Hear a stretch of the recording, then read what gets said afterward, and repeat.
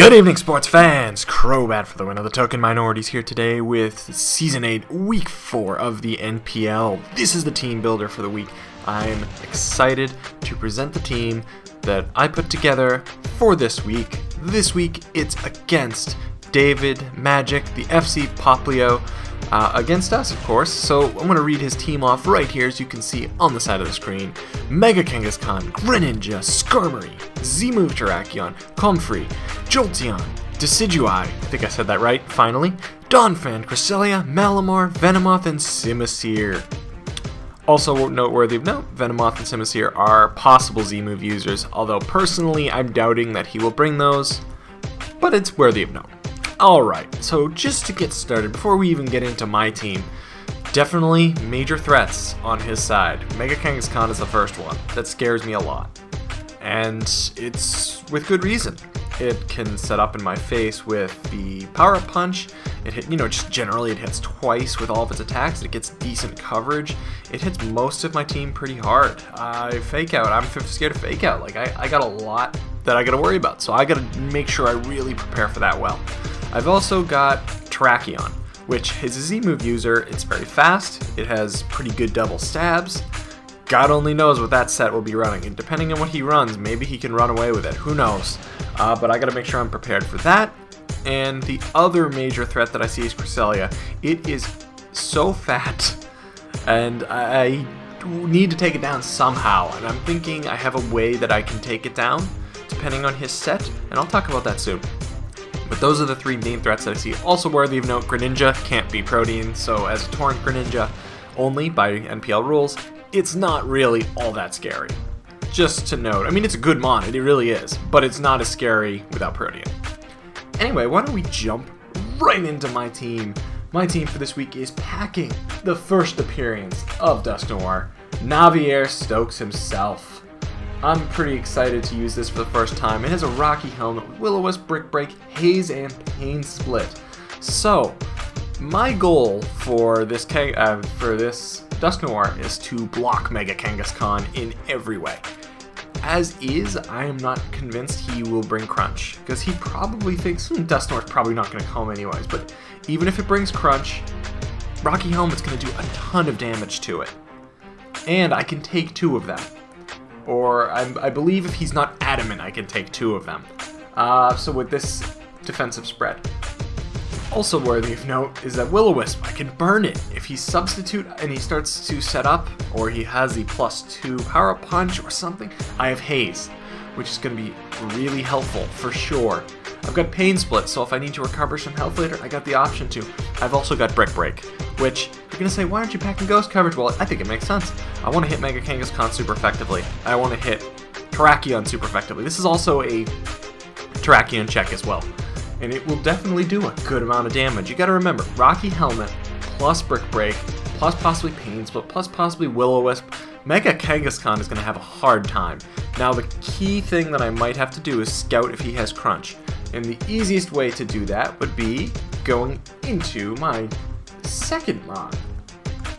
We've got Cobalion with a Choppleberry. I've got Taunt, Volt Switch, Close Combat, and Iron Head. So Iron Head's basically for something like Comfrey, and yeah, just kind of hits neutrally most of the team, so I don't have to lower my stats with Close Combat. I've got Volt Switch for momentum purposes and for Skarmory. Now Taunt is instrumental.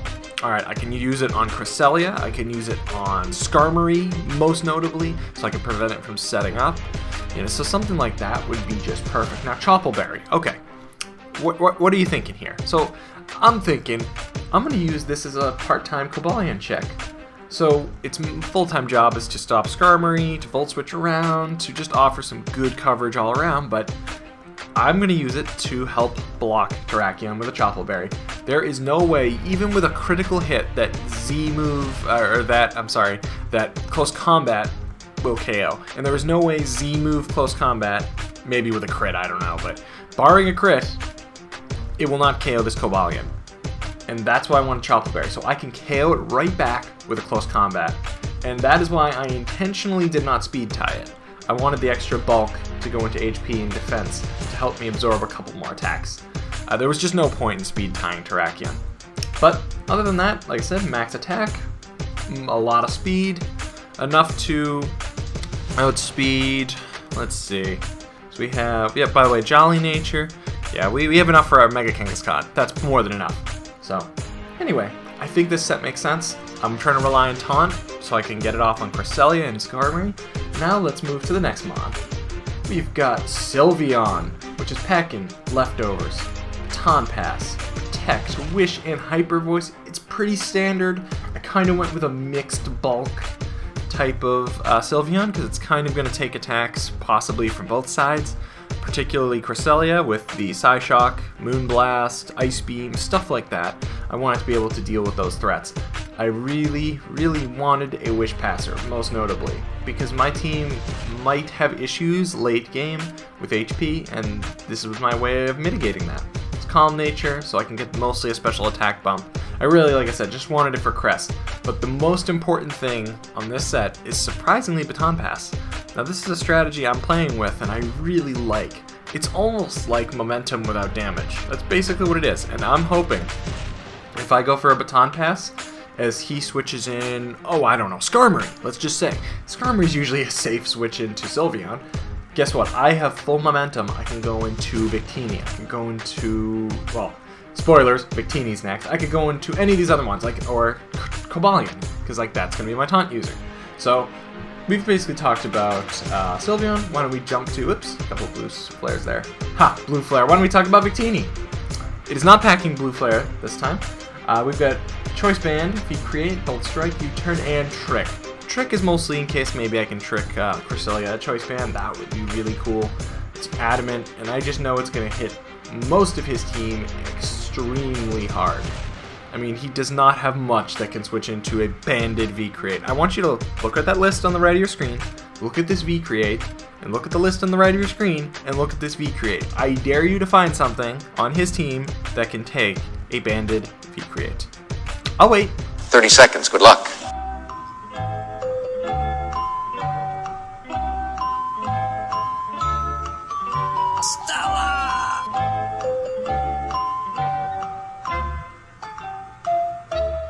I guess you didn't find anything, because even his resists, like Terrakion or say Symbisear, they're gonna take like more than half, probably, at least half from it. Mega Kangaskhan, for example, is O-code. Greninja is gonna be nearly O-code by it. I mean, Skarmory is gonna be blown into next year. There's just no stopping it. I just have to catch him on a slower mon or on a switch, and I can get him really good with those V-Crits. If I could take Mega Kangaskhan out that way, oh my gosh, that would just be the biggest relief of my life. That's for sure. Alrighty, our next mon for the week is gonna be Tornadus Therian, Fly'em Z. So we've got Taunt, U-Turn, Hurricane, and Defog. This is gonna be my Defog, my second motto for the year, other than make Mama proud, because we are making Mama Jolt proud. This week we are gonna get a win for Mama Jolt. I dedicate this week to Mama Jolt. He is the best. So anyways, Taunt is for the same reason as Cobalion. I can use it against Skarm, I can use it against Donphan Stealth Rocks, I could use it against Cress. So I've got a lot of options there with it. U-Turn, just for good momentum, although it hits a couple things on his team decently well, like Cress, like Greninja, but mostly just momentum. Hurricane is going to do a lot of damage. This would be like late game. Let's just say, alright, Terrakion's a +2 attack, and my back seems to be against the wall, and I need to get a big attack off. Well, that's what Fly'em Z Hurricane is. It's going to become Z Hurricane, which will basically OHKO the Terrakion at that range. So that's kind of the point of it. If I just used Hurricane, 1, it could miss, 2, it's not going to be enough to get big damage off, enough to KO a Terrakion. So that's why it's there. It also blocks knockoff if for some reason he has it somewhere, although he doesn't have a ton of opportunities to use it. I would just say mostly Donphan. But that's pretty much it. Enough speed for Terrakion, once again. That's basically what makes sense. And finally, the last mon for the week is Mega Gyarados. Packet, Crunch, Iron Head, Waterfall, and Dragon Dance. You know, just pretty standard. Max attack, a little bit of bulk, some speed as well. I have enough speed to outspeed Jolteon at +1. Now that is pretty self-explanatory. The Intimidate also could be helpful possibly against Mega Kangaskhan, so I might try to keep it unmega'd for as long as possible. But that's pretty much it for my team this week. This one pretty much spoke for itself this last Mon, but I really liked some of these sets this week. I especially am a big fan of Dusknoir. It doesn't get enough love in draft format, and so I'm glad it's going to have a good niche this week, and I hope that it will be effective in this week's game. I look forward to seeing you guys tomorrow. Peace.